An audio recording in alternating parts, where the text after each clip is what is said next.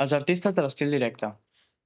El Miguel Alonso i el Sergio Montoya ens expliquen el procés creatiu que van haver de passar per crear les entrades i sortides de la locució i gravació de l'estil directe. L'entradeta de locució és aquesta i la sortida és aquesta. D'altra banda, l'entrada de la gravació és aquesta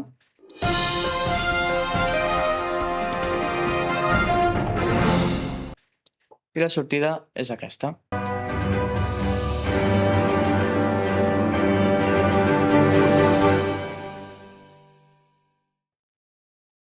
Hem aconseguit entrevistar els dos autors que han fet aquestes obres d'art. Ens han explicat pel que van haver de passar, com ho han aconseguit fer i altres coses com quin programa han fet servir per produir això. Aquestes són les entrevistes. Bueno, hola a tots. Estem aquí amb el Sergio Montoya, qui ha creat l'entradeta i la sortida de les notícies de l'estil directe de quart d'ESO. Com estàs? Bé. M'alegro. Ara començarem amb les preguntes. La primera, en què et vas basar per fer aquesta entrada i sortida? Jo em vaig basar en el vídeo que vaig fer per projecte i en els vídeos que m'envia el Jaume.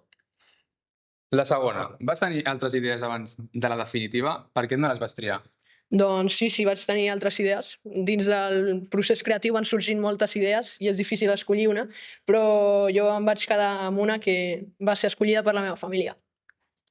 Quanta estona vas passar fent aquesta entrada i sortida, aproximadament? Aproximadament una hora. La quarta, com vas fer l'entrada i la sortida? Amb quin programa?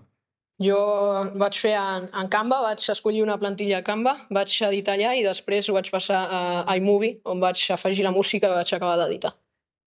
La cinquena, per què vas fer tu aquesta feina i no algú altre de la teva classe? Per què vas acceptar fer-ho tu? Doncs al Jaume li va agradar el meu vídeo, sobretot al final del projecte, i doncs es va dirigir a mi i em va demanar que fer aquesta tasca. Quanta experiència tens en l'àmbit en el que has dissenyat l'entrada i la sortida? Doncs tinc un canal de YouTube que es diu Handy Art i jo edito sovint vídeos allà i el meu pare té experiència en l'edició i a vegades m'ajuda. I l'última, què has fet perquè aquesta introducció enganxi tant a la gent? Doncs jo he escollit una bona plantilla de Canva que són bastant atractives, bastant visuals. Després, els elements que he posat uns efectes d'animació i també he escollit una música així de notícies. Bueno, doncs moltes gràcies. Hola a tots i totes. Avui estem amb el Miguel Alonso, Un plaer. creador de l'entrada i la sortida de la locució de l'estil directe, i li farem unes preguntes. Primera pregunta. En què et vas basar per fer aquesta entrada i sortida? Bueno, jo, en primer lloc, vaig veure diversos programes de notícies de la ràdio, però jo només vaig escoltar entradetes.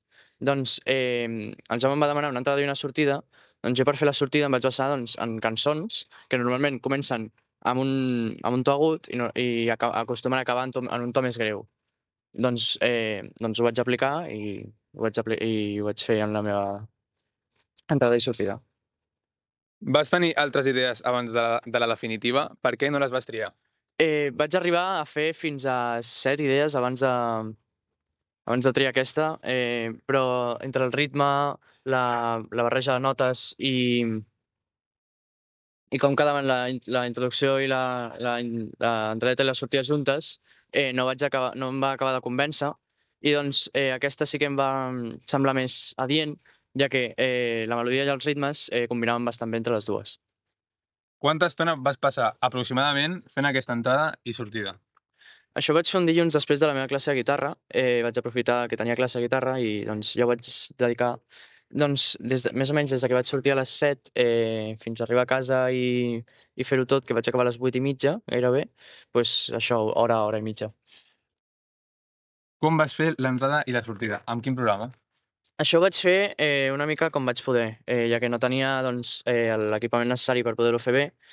Ho vaig haver de fer agafant la guitarra i l'amplificador, connectant-ho, regulant el volum i gravant-ho amb el mòbil mateix. Per què vas fer tu aquesta feina i no algú altre de la teva classe? Per què vas acceptar fer-ho tu? Principalment perquè sóc de les poques persones de la meva classe i del meu curs que toca algun instrument, doncs al ser una locució havia de ser un àudio i doncs em vaig voler veure capaç i també fer això se'm va proposar un repte i vaig voler fer-ho per la meva compte, per posar-me un repte també a mi mateix. Quina experiència tens en l'àmbit en el que has dissenyat l'entrada i la sortida? Bueno, aquest any ja farà 5 anys que porto tocant la guitarra, doncs tinc certa experiència, he tocat diverses cançons, doncs el que ve a ser barreja de melodia i notes amb ritme, doncs ho porto bastant bé. Doncs vaig poder fer-ho sense massa dificultat. I la última, quin ganxo has utilitzat per fer aquesta entrada perquè aquesta entrada sigui tan atractiva?